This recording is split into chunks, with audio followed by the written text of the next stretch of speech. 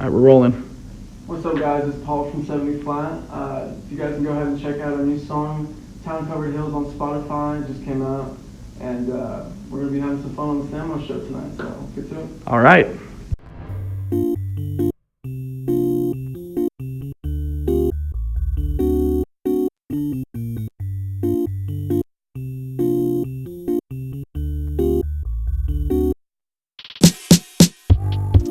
What's up, Sand Martians? Welcome back to the Samo Show. I'm your host with the Sandmost, Cleveland, and here to talk to me today about their new music is one half of 70 Flat, Paul Peralta. Paul, welcome to the show. What's going on, guys? I'm glad to be here tonight. So how's your day going, man? Oh, my day has been, it's been pretty good. What time did you get up? I woke up at 6 p.m. 6 p.m. There's a reason for that. Okay, explain it. I'm nocturnal now. Yeah, okay. Okay. I started working at Gumby's Pizza. Uh-huh. Y'all know where that's at. Yeah.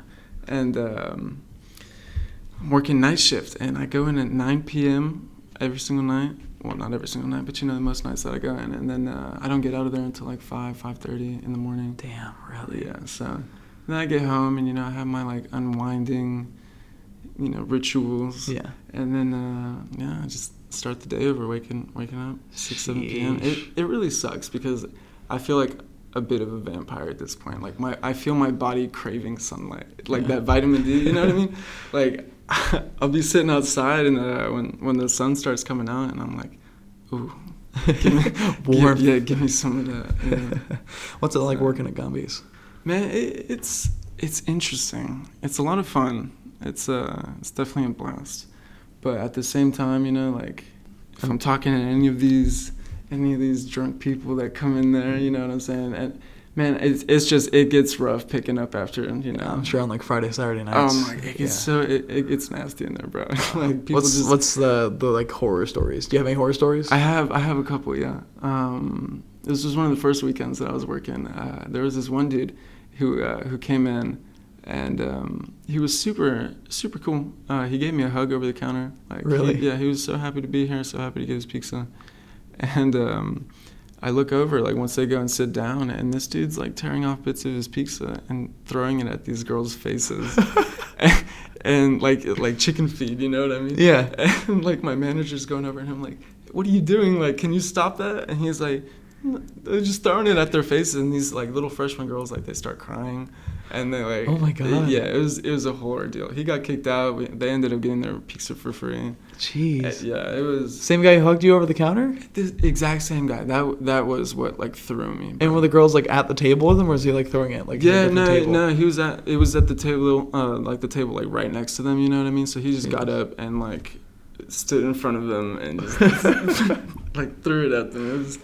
It was interesting. What else? Have you ever had anybody throw up in there or anything? Or? No, but that's good. I probably just jinxed it by saying that. Yeah, no, it's definitely happened. I just haven't had to deal with it yet, I think. I'm sure you got a lot of cool coworkers there. I feel like Gumby's they have cool people there. Yeah. Honestly, everybody there it's kind of like a small family. You know? Yeah. And it was really cool because one of the first nights that I started working there, they all got together after work, and we just went over to this coworker's apartment. And we just hung out, listened to music. I showed them one of our songs, Oh, what did they think? They liked it, That's good, yeah. The speaker was really quiet though. Oh. So it was kind of. Didn't get the full experience. I know. The full 70 Flat experience. It sucks because when you have new music, there's a certain way that you want people to listen to it. Yeah, you gotta present it the right way. Exactly, because presentation, that's half the dish. Mm-hmm. You know what I mean? And the way I want my music to be listened to, our music to be listened to, is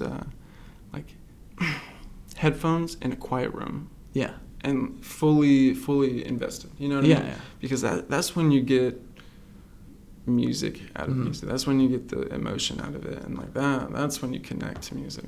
And the way I actually listen to music usually is if I drive somewhere. Mm-hmm. We went down, student government, we went down to the city park, and we started like picking up trash stuff, just kind of doing like river cleanup stuff. Yeah. And I was driving down. It was Sunday morning, and I was listening to your newest song. Mm-hmm. And it just when the kind of guitar solo kicked in and everything, and I was like, "This is so nice." It was like it was sunny, and I was like driving around the hills and stuff. I was like, That's great. This feels right. This feels very on, like, you know, whenever like the weather outside or like the atmosphere and the music line up like perfectly, and like this, like it just had that like, beautiful like moment where like peanut butter met jelly. You're giving me chills, dude. Cause like that's perfect, man. That's what we want. You know, like we want our music to make a difference. You know, and because I'm gonna go on a little rant here. Okay. I'm sorry. Radio music, I cannot stand. I cannot stand radio music. Like whatsoever. the quality of it, or like, or just the songs on like. It doesn't it seem like there's a formula to a radio song. Oh, you're talking about like pop music and stuff? Yes. Yeah, of course. Yeah. Like it feels like a product to be sold. Mm-hmm. It doesn't feel like art. You know what I mean? And that just bugs me because, you know, like, come on. Yeah, you and know? actually, I think for the freshman philosophy class I'm stuck in. Actually, I don't hate it that much, but I feel very, like, even though I'm, like, only a year older than most of the kids, I feel old in that class. Because they're just talking about, like, you know, freshman stuff, like, you know, dorm life. I was like, I remember. 1 year's a big difference. 1 year ago. I feel like an old man. Yeah. But some of the topics we're touching on, a wide range. Some of them, like, you know, we, of course, ask, like, you know, is there a God? Or, like, is it ethical to bring children into the world because of suffering and stuff, which is... It was very funny because that was the first email we got from our professor. He was like, "Hey kids, can't wait to meet you guys on Tuesday. Some of the fun topics we'll be going over are, is there a God? Is it ethical to bring children into the world because of how much we suffer?" And I was like, "Jeez, man." It's like heavy topics. Yeah, but one of the topics that we're going to be going over is like, is popular art just as good as like any other art? Yeah. And like especially the time like top 40 radio and stuff is like these mass produced like almost like productional songs just as good as like, you know, your random indie band who's like pouring their heart into a song. Yeah, and it's a really interesting question, you know, because it's like it's an art, you know, and so it's going to be opinionated, you know, and so there might be some people that just appreciate that structure of music more. They, you know, like maybe they like predictability. Yeah, I don't know, but for me, you know, like that's not what I like. And I mean, it feels like shame. Yeah. I mean, no, I mean, my whole thing is, because even, like, when he just kind of pitched them for us to kind of think about and chew on, I was like, because I know at first I was like, well, yeah, of course, like, the person who actually wrote this song themselves about something that actually happened to them, you know, and is really, like, pouring their heart out, that's, like, you know, a more true experience. That's true art. But I was like, same time, also, you know, you got to think about, you know, your music and your songs, about how people interpret them and what they take away from things. Yeah. Because I'm thinking, like, you know, say, like, I don't know, weird, I mean, this probably has happened, like, what if, like, you met your girlfriend, you know, when you were jumping around to Mo Bamba or some shit, right? And, like, you know, of course, hopefully you're not married by now, but like, let's say 5 years down the road or something, you know, you get hitched and you get married and you met the love of your life, and like you guys like looked across the room and saw each other when you're saying like fuck, shit, bitch. Like that's gonna have gonna have like a different place in your heart. That's gonna have significance. To you. It definitely will. Yeah. Okay. You have a good point there. Mom, how did you meet Dad? Well, son. When I said fuck, he said shit, bitch, and the rest was history. And 5 years later, we had you. Oh my God. So I mean, I don't know, because I feel like it's important. You know, I think even with film or like anime or anything, like there's also, you know, or just music. Sometimes like certain songs or albums or shows get people through rough patches in their life. Yeah. And so that it's gonna hold a different kind of significance to them. Right. You know. My one caveat, though, is some people are like, oh, this album cured my depression. I'm like, okay, if all it takes is, like, you know, a couple songs to lift you out of your, air quote, depression. It's not really. I mean, things can help. I'm not saying, like music can't help with that kind of stuff, but, like, if you're like, I was depressed until I heard, you know, this Lil Nas X song, I'm like, are you sure you weren't just sad? Because I think everybody... Because, I mean, there's a difference between, like, being sad, being depressed, and like, having depression. People, especially, you know, being depressed and having depression are so often they are, like, considered one the same, but there's a big difference. There's rough patches, which is being depressed, but like depression is like you're perpetually feeling like that, and you keep falling into cycles of it. It's a bit of like a chemical imbalance. Oh yeah, right? It's a biological thing. Where and I think at this age, we try to avoid like unpleasant thoughts or feelings as much as we can, and I did that too. Growing up, I'd always try to just be happy. I try to always avoid tough questions, tough thoughts, and stuff like that could cause me to think about my actions or think about where I'm going in life. And sometimes of course I would always get sad sometimes thinking about that, and I wouldn't know how to act. But I over time you kind of learn to accept sadness as kind of just another emotion, just like happiness, just like anger or jealousy or stuff like that. These are all part of one collective experience that is life. Right. And can you imagine like never being sad? Happiness would mean nothing. Yeah. Like you said, like what's sunshine without rain, stuff like that. And it's so funny that you bring this up, because that's the whole basis of, or like that's the whole foundation of the idea behind Town Covered Hills. Okay, yeah, explain that to me. So the whole idea behind this song is it started out with just describing the emotions that we felt in previous relationships, Joel and I both, and one thing that kept on coming around and circulating was the idea that like with the good comes the bad, and that's like the chorus, I guess you could say. Yeah. We don't really have a chorus, so, but anyways, it gets repeated twice, so that's the chorus. But yeah, the whole idea is with the good comes the bad. Like all of life is just a big yin yang. Yeah. And so like you need darkness to have light. You need rain to have sunshine.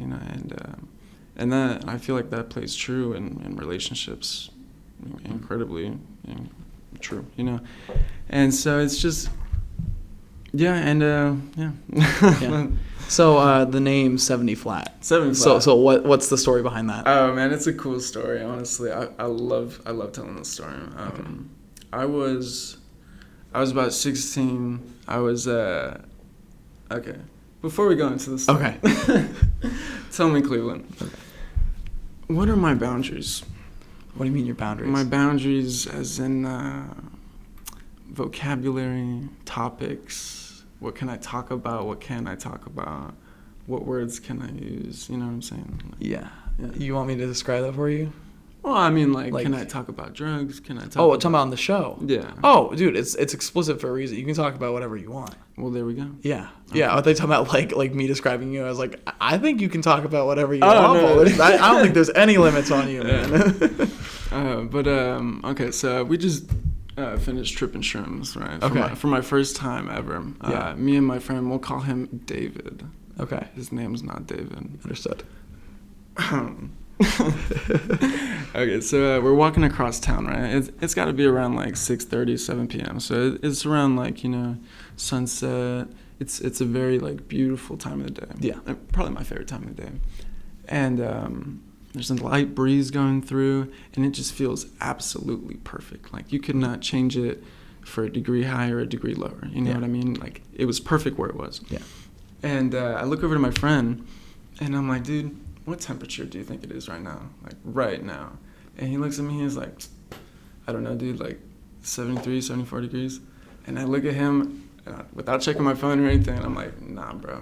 It's 70 flat. God damn. I knew that was coming. I pull out my phone, dude, and it was 70 degrees flat. And I was like, that's the name. That's it. That's it. That's the one. And it works so well because, that's what we try to strive for with our sound, We want our music to be the music that's, like, just right, Not too much, not too little, but it's just... It's there. Do you want people to feel like they're in that moment? Yes. Like when yes. Like, it's cool to try and like capture a scene like that and try to portray it, And Float, our first song that we released. Yeah. We actually have like pelicans and like ocean noises like at the beginning. Did you capture those yourself, or did you use like stock noises? Legally, yes. Legally, I understand. I went down to Corpus Christi for the weekend.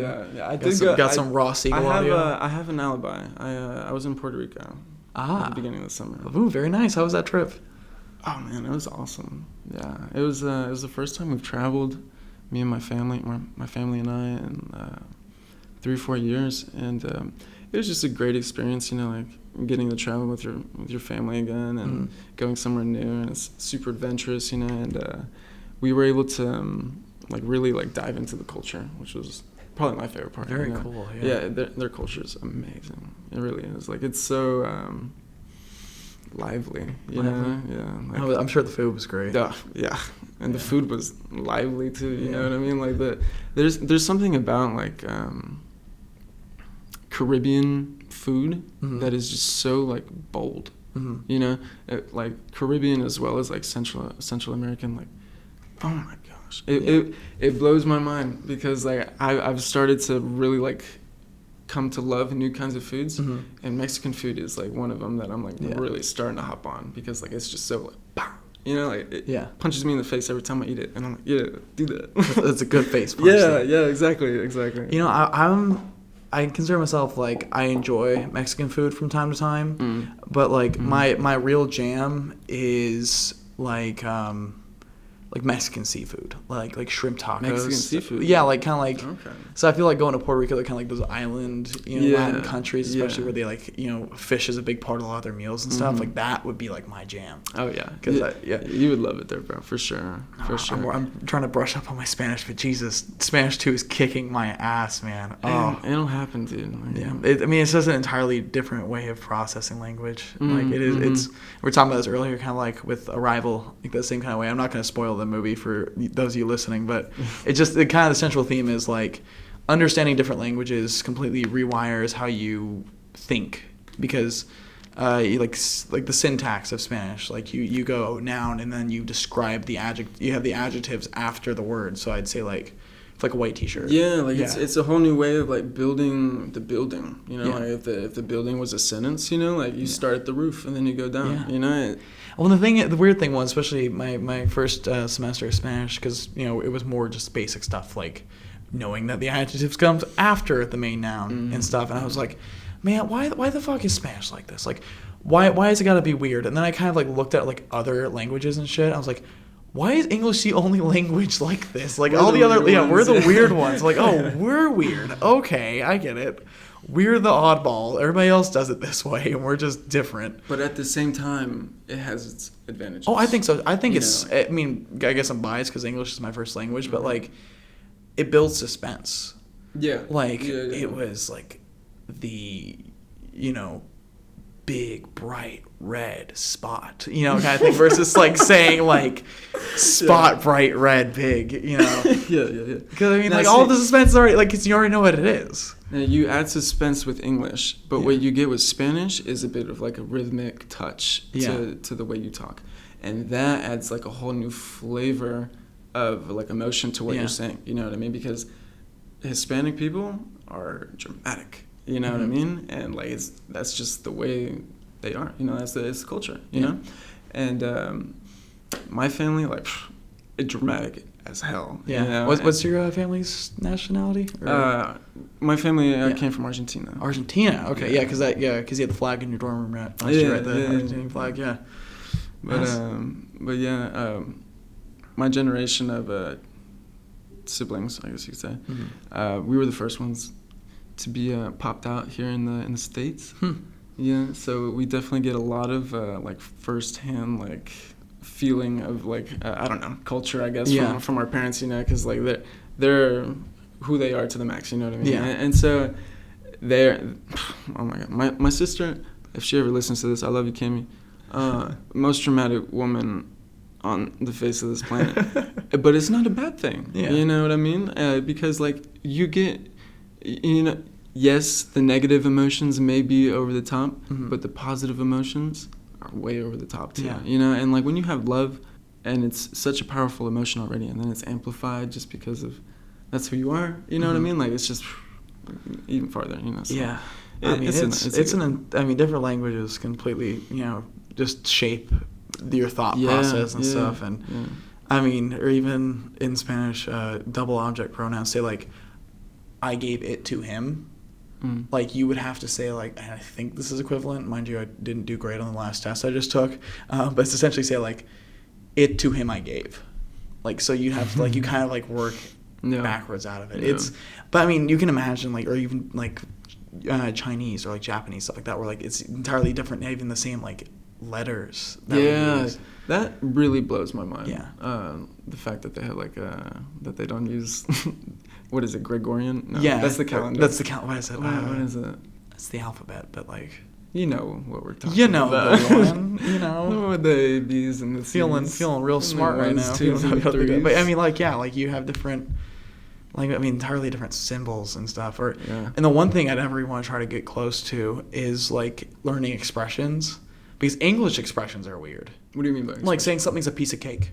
Like, how do you explain that to, like, a non-native speaker? Like, it's a piece of cake. Because, I mean, imagine that being like, you know, like, it's a piece of food. I'm like, well, no, it's a microphone. Imagine, like you look around the corner expecting, like, a piece of cake. Like, where's that piece of cake at? You know? Or what is it? Or like, when giving directions, be like, go up there, take a right, and then hang a left, and then Bob's your uncle. That's like, we don't say it around in Texas, but like that's another expression. That's the first time I've ever heard Bob's your uncle. Yeah, it's something. What is it? It's like when like basically saying like, and you're there. Oh, okay. Like, Bob, I don't know. I've never used that before, but it's just a list of weird English expressions and stuff. Yeah. Like I'm sure I'll probably think of more like as soon as we get done recording. I'll be laying in bed and be like, there's another one. That's you can be weird. in the middle of a sentence, just like scream it out. Like we'll know what you're talking about. Yeah, we have a lot of weird expressions and stuff, and I'm naive to think like, I'm glad we learned that set of conjugation in Spanish. I've learned everything there is to know. Now I just need to memorize vocabulary. And then it's like, there's how, like, because now we're learning how to conjugate saying like, I hope you do this, or like I would like I recommend you do this, because there's different ways like I recommend you take a walk versus to say like I walk or or you walk.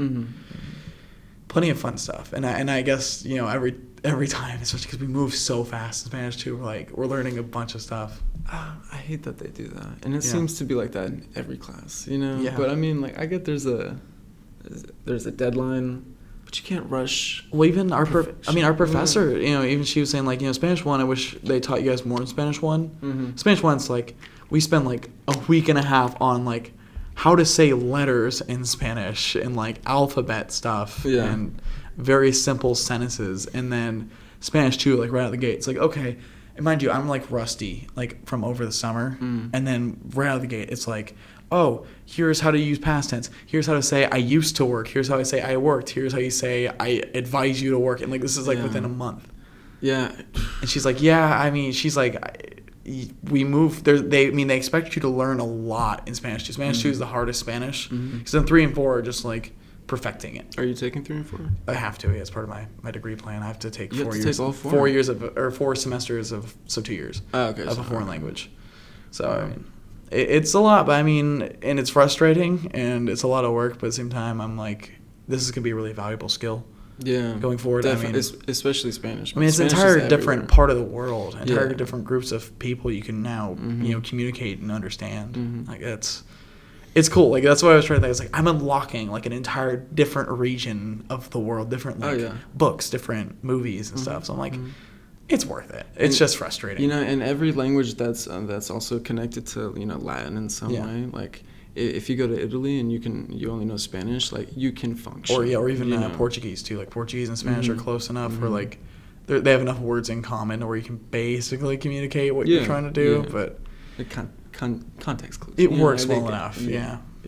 Well, even then, my mom, she's done a couple of conferences and stuff in Spain for her work, and one of her friends, Penny, she's from Mexico. And she moved to the States when she was like in her teens, and so she's fluent in both Spanish and English. And like the people in Spain laugh at her sometimes. It's because like they consider like Mexican Spanish, like Tex-Mex Spanish, to be like improper and like hillbilly sounding ish. The difference in dialects are definitely like there. You Yeah. know what I mean? Because like Spanish is a little more like lispy. Like like the S's are softer, and they have entirely different set of conjugations. Because like there's ways to say like I, you, he, she, it. They use the vosotros. Vosotros, yeah. They because nosotros means like basically like y'all, like you all, and like vosotros is like you all proper, and so like it. And they just so they call capital, like they kept capital like, y'all, and they kept saying like text. They call it like Tex-Mex all the time and stuff. And they say like I can't understand you, kind of thing. It's like first we speak the same language as you can. You just don't want to, or even like, sometimes the accents are thick too because even throughout different. And one thing that was actually really fascinating that I learned was in different parts or different Spanish-speaking countries they have different words for blue jeans. Oh, really? Yeah, so in like most of Mexico, especially like northern Mexico, like the more Tex-Mex you get, it's just blue jeans or jeans de azules, but in in other like Central American countries, kind of like between here and like Brazil, the Spanish-speaking countries they call them vaqueros, so cowboys. They call it, so that's cool too. But then my favorite one's in Spain. In Spain, they call blue jeans tejanos. They call them Texans. Oh, for real? And I was like, well, that's a yeehaw from across the ocean to you, man. Shout out to Spain. Shout out to Spain. From the Sammo Show. It's from the Sammo Show. I should do an episode in Spanish. All right. Bienvenidos, the Sammo Show. Yeah. Make that your Spanish for final project. Yeah, or make that my final project. I'll do season finale entirely in Spanish, and just have like another person just speaking English to me. I'd be like, I don't know what you just said. It's just like keep talking to them in Spanish. First an hour of that. Conversation goes in like two totally different directions. Yeah. I also like hamsters. Yeah. Oh God. Hey, did you hear the news this week about UPD? Yeah, I had a friend tell me earlier about it. So for those of you who don't know, this week, basically a couple weeks ago, the Texas Tribune reported that the University Police Department has been underreporting campus crimes, like by the year, and it's a legal thing called the Declarely Act, where you have to disclose what kind of crimes and where they happen on your campus and stuff. So it's meant to be like the benefit for the students, especially like students at a high school who are like deciding what college to go to. I feel like that is an important fact. Yeah, because like to know. Am I moving into a safe environment? Yeah, exactly. Yeah. And so we've been underreporting it, and UPD finally got the real numbers out, and the numbers are like way higher for a lot of things. I think drug offenses went from like the reported like 200 something to like 700. Wow. In 1 year, and then rapes and sexual assaults went from like I think it was 13 to 57. Yeah. Somewhere in that ballpark, and the thing is, they even came to talk to us in student government, and they said, it was a system error, and we knew there was a problem, and we finally got it fixed. With the new administration, and I even asked them like, so you said you knew about this problem for a few years, and they said yes, we did, but that was like the previous police department administration. I was like, okay, but obviously if you knew there was a problem reporting this data, and you didn't fix it for like 3 or 4 years, that seems a little too convenient, in my opinion. I don't want to get accusatory because I know the new police chief, she's really cool, and I don't think it was like her doing, but somebody obviously knew that these numbers weren't accurate. Yeah. And decided to, and I'm sure, like I said, like it worked to Texas State's advantage too, and so that's really concerning stuff. But no, it's because I don't know, like living in San Marcos, you don't want to hear that. Yeah, no, I mean, I'm not trying to like fearmonger, but it's important to know. At the same time, like it's the truth, you know, like that stuff goes on. And people need to know about it. Yeah, it's concerning stuff. But I mean, there was a bunch of weird stuff that happened yesterday around campus. Like they had to evacuate the UAC. Oh, did they? Yeah, they just like I was supposed to meet with one of my classmates for my political communications class, and like it was really vague. It was really weird because like I was like, hey, I'm about to head over, see you in like 10 minutes, and he just texted me in a really short burst. He's like, alarms are going off. I'm leaving. Everybody's being evacuated, and I was like, okay. I got scared. I was like, what is going on? Should I like go back to my apartment? Like, I was like halfway to campus. I was like, shit, is like something going down? I was like, hey, what's going on? Like, why are you guys being evacuated? And he goes like, I've got no idea, but I'm not gonna stick around and find out. We can meet later. And I was like, okay, well, I'll see you later then. Wow. Yeah. So that was we still don't know. And if UPD disclosed it, I guess They still don't know what happened. I don't know. I mean, I might have just been a drill. I mean, who knows? And then I heard other reports the other day, like of just UPD like going into like the different halls and stuff and just like kind of like checking around and stuff. Really? I don't know. And I want to clarify that I cannot confirm this, but I've heard rumblings that there was apparently a guy who like had a gun on him in campus. I'm not sure if he was just like, I don't think he was brandishing the weapon. I think he just was armed, and people were like really concerned, for that reason. Isn't concealed carry like allowed here on campus, or is it? No, I don't think so. I don't think so. And if, maybe it is, but it's still probably not a wise thing to do in general. Right. But just kidding, Martians. Yeah, just don't do that. So, what's the songwriting process like for 70 flat? First things first. 12-pack of claws. 12-pack claws? Yes, sir. All right, what's your favorite flavor? Lemon lime. Is that what it's called? Lemon or is lime? it just lime? I think it's just lime. I think it's just lime. Yeah, definitely the lime. I don't know what it is about it. It tastes like flat Sprite, but I really fucking like it for some reason. I don't know why. But I always I get everybody's limes from all the packs, and then I give them whatever they want.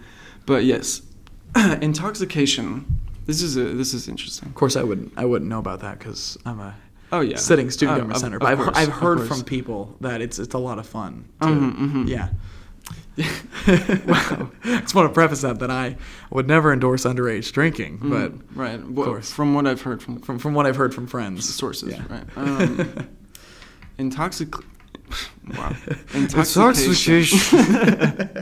Intoxication plays such a huge and at the same time like very interesting role in the creation of music, because if we were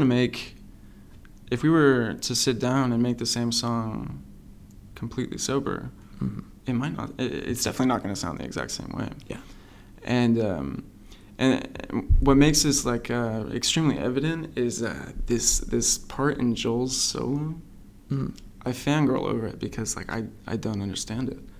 When there's this little part where he just hits the note 3 times. Yeah. Okay, it's probably more like 6. Yeah.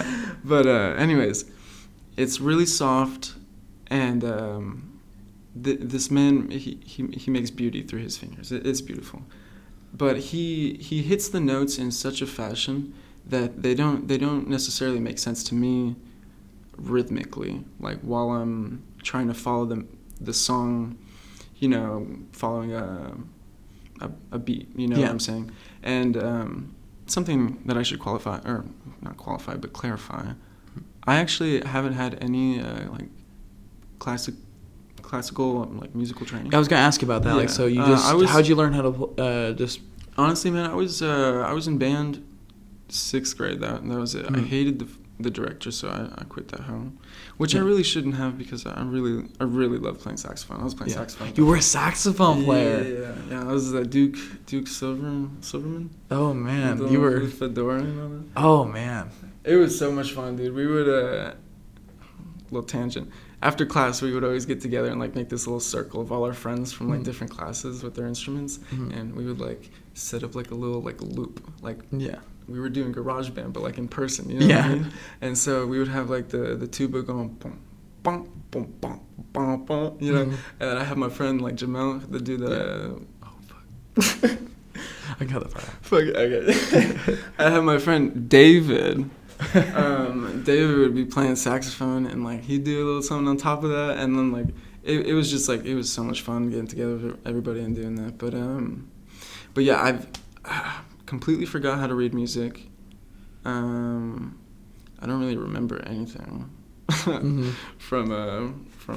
bands. So like. So you also play guitar, right? Yeah. I play guitar a little bit, but honestly, how'd you learn how to do that? Just watching YouTube videos, or? No, I grew up with my dad and my sister. They played a lot of acoustic guitar, and so when I was young, they taught me how to do like the basic like chords, like G, C, E, just like all the chords that are like used heavily, So I had like a good like small foundation in like acoustic guitar, but that never really took off farther than my knowledge from where it was from when I was like 10. You know what I mean? So, but when it really like took off for me was this summer after I graduated high school.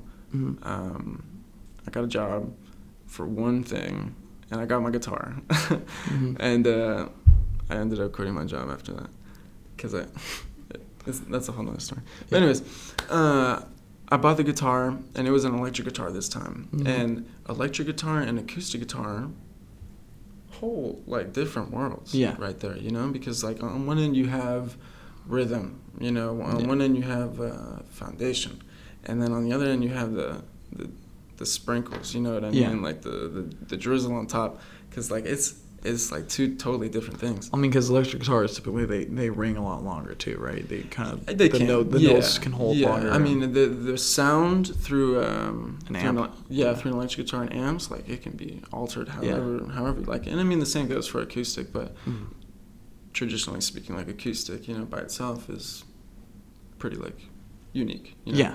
But electric guitar, like you can hear that thing do anything, and that's one of my favorite things about electric guitar, and that's why it's my favorite instrument, is because of how versatile it really is. You know, you can put that instrument on any genre, you know, and it'll make sense. It'll sound good. It'll fit, and you can alter it however you like to make it perfect. You know, and there's this one song that I'm thinking of right now.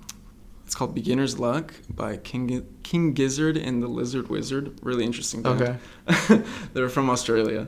Nice. So they're really weird. They're awesome.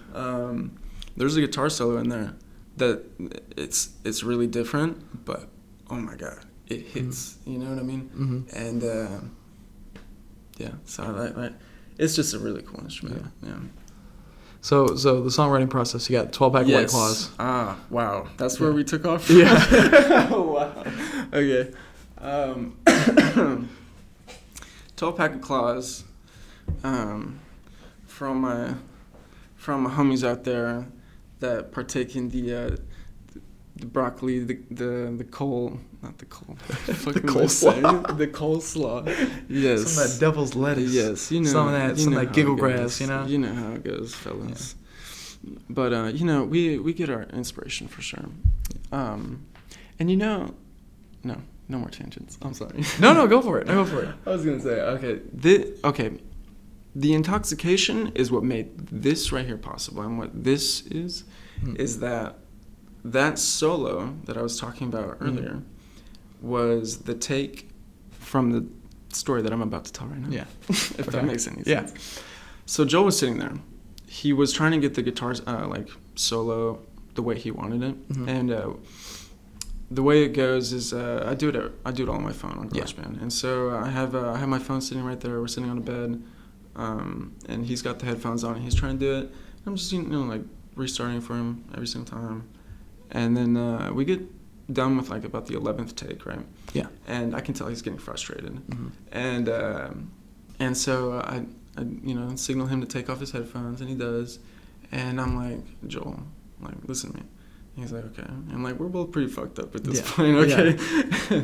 And I'm like, dude, like, picture yourself paragliding through mountains.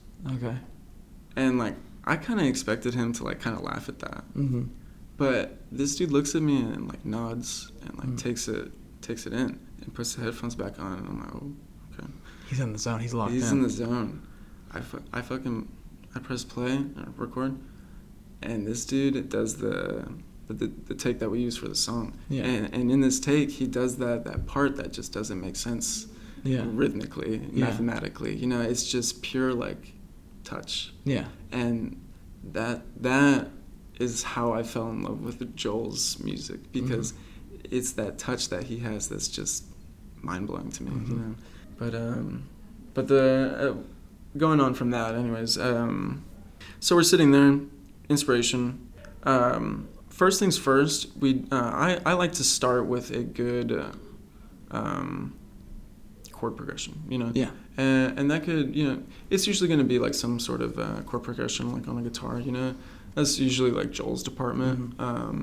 he'll come up with things, you know, and then he'll come and show them to me, and then from that point, Do you guys like write together, or does yes, Joel do everything we do together. Okay. Like we try to do everything together because we love making music that way. Because when you do that, it's so much more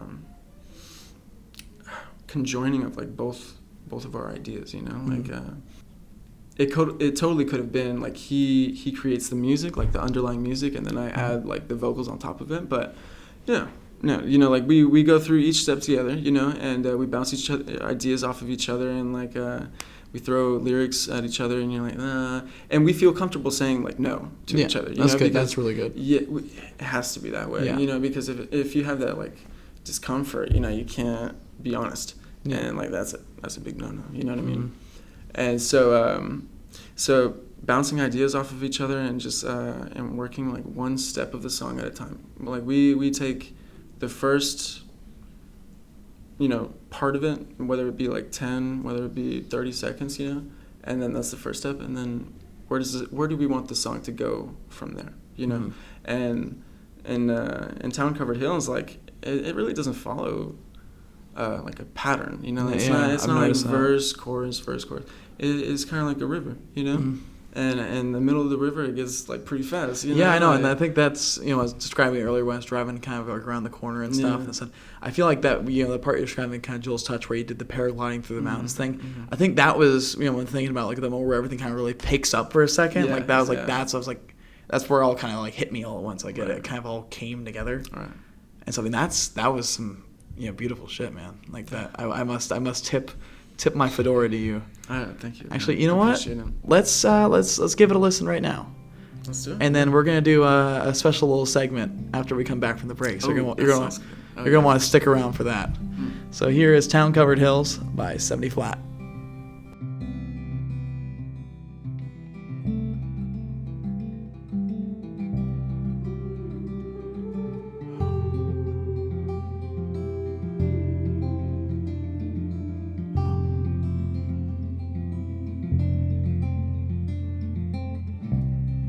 Save that breath, there's no need to speak. Drawing nature's step and breeze, think you're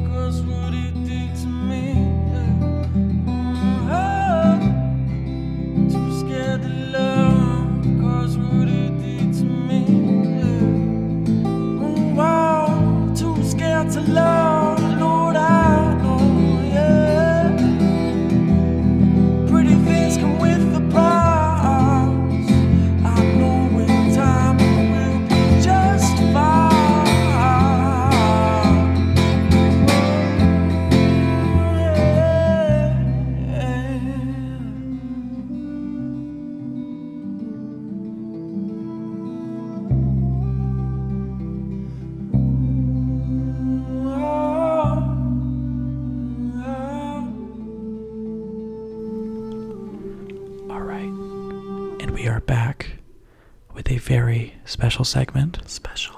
That I like to call Pablo's ASMR. Pablo's ASMR. My boy Pablo has got some interesting things for you to feast your ears on. So, what do you have first for our audience?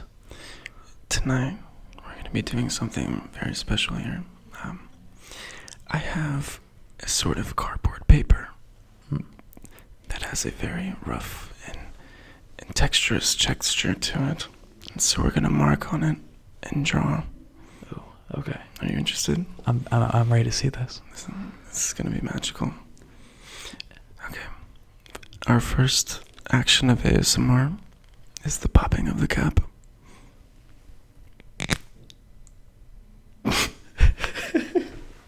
Beautiful. Sorry, we take this very seriously. Beautiful. Cleveland, what would you like me to draw here? Let's do like charades. Okay. Yeah. Wait. Or not like charades. What's like Pictionary? You know what I'm saying? Like, Okay. where I try to guess what you're drawing. That's not it, man. Okay, we can do that. Okay. I'm a terrible artist.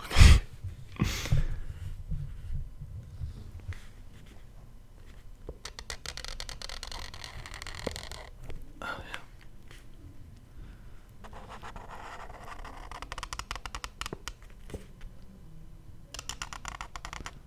Is it a tree? No. Okay, keep going.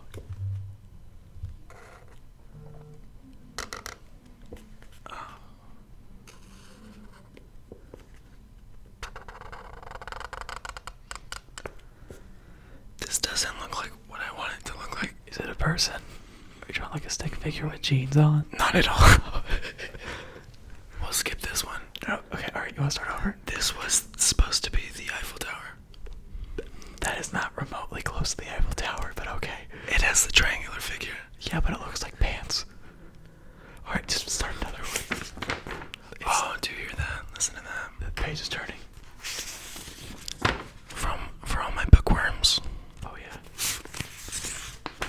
Wait, I got this.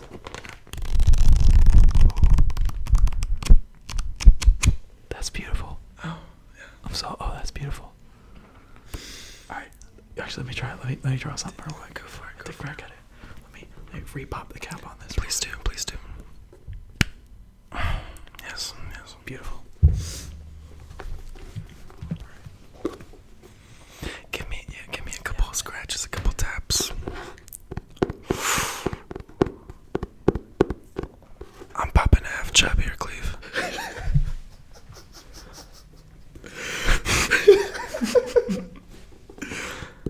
Three quarters. How many more taps till I get the climax? You passed it, brother. Oh shit. Draw for me. Okay, alright. I'll actually put it in the back. Start back here. Is that where you mean? Okay. That's good.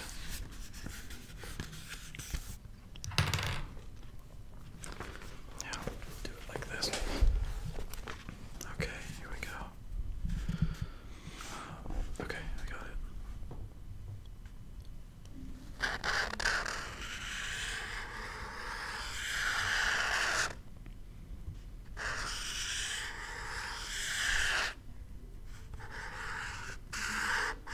Shit, fucking up anyway. I got a circle so far. Yeah.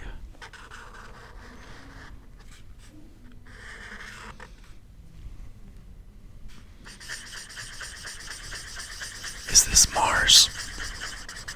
No.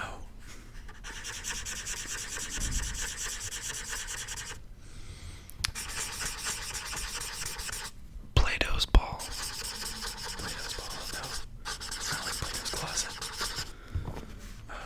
Here, let me. Yoshi's egg. Yes. A Yoshi's egg. Yes, that's Excellent guess.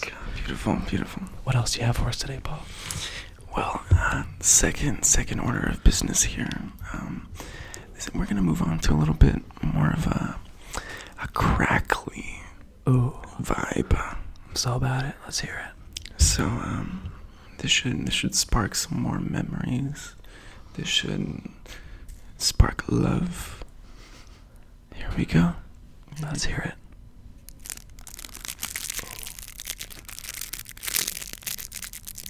That's it, fellas. some crunchy ass stuff. That's some crunchy ass stuff. I am fully erect. Now see, we have a, I'm gonna describe to you what we have here. Alright. Earlier today, I was going to roll a joint. Okay. Yet, this was what was in my pack. There was no wooden piece to this, so I just have the paper. And so I said, ASMR. Dude, this is how dreams come true. that sounds beautiful. So I'm not, okay. Yes, there we go. Let me see that. Yeah, you play with that while I play with this.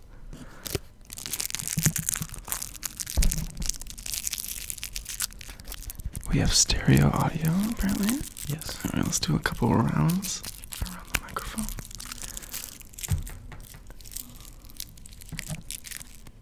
The crackling is beautiful. It's almost like a fire. It almost is. Yeah. We should do that for campfire noises. We should have a fake campfire. Yes, I'm down. You know they have a campsite here at Texas State. Do they? For like students, yeah. It's really cool. Where, on campus? Like it's about like 2 or 3 miles off campus, but it's a whole like 20 acres just to go camping on for students. Wow. It's very cool. Is it kind of like at the rec where they have you scan your ID card? Kinda, I think. I don't know. I went out there for a retreat, but that's not important. What else do you have for us today, Paul? Well, Do you have this Nutrigrain bar over here? grab that Nutrigrain bar. Oh. Nutrigrain bar. Wow. Are we familiar with mukbang? Mukbang? Yes. I feel like I've heard that word before, but I can't place it. It is the art of ASMR, but eating. Oh, okay. We're gonna throw some mukbang in here. Are we here for a Nature Valley mukbang? I'm here for Nature Valley mukbang. Are we mukbanging in the library right now? Oh yeah. Oh yeah. I'm gonna visually describe it. He's pulling it out right now. There's crumbs fucking everywhere. Everywhere. Okay. Mukbang it up, dude. Oh, that's gorgeous.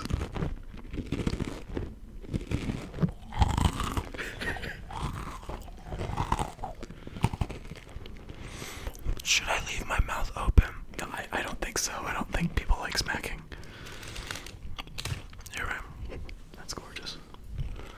That's very beautiful. You know, I really enjoy doing this. It's actually a lot more fun than I thought it was gonna be. Like, I'm not really a super respondent person to, ASMR, but like when you were crackling that rolling paper, man, like I was like, I actually felt something. I get tingles. Yeah, like for the crackling of that. Yeah. The Nature Valley gave me tingles. Here, let me try it. Let me take a bite of this Nature Valley. Go for it. All right, here we go.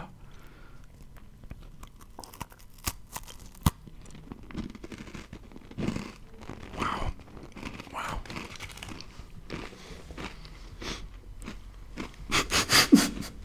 Oh, I got one. Hold on. I know what this needs.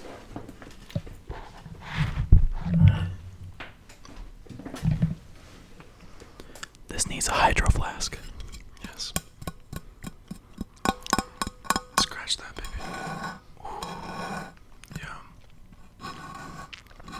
That's good. What if we did hydro flask across the table? You see what I'm saying?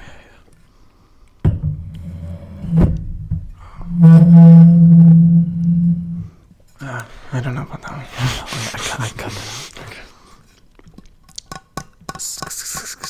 And I oop. Save the turtles. Welcome back to my Visco Girl ASMR channel. Do we have any scrunchies? Oh, I should have brought scrunchies. That would have been good. I saw an ASMR with edible scrunchies. Edible scrunchies? Yes. How do you do edible scrunchies? She had those like rainbow strips of like gummy. Mm-hmm. Yeah, I have no idea what those are called. Like they're not airheads, but you know what I'm talking about. Yeah, like a marshmallowy kind of elastic condilio. Yeah, kind of. Yeah, I'll Google it. I don't know. Yeah. Well, thank you for tuning in to the first official episode of Pablo's ASMR. We appreciate it. Thank you.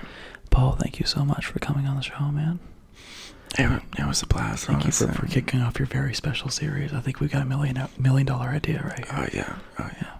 Thank you for joining us for Pablo's ASMR.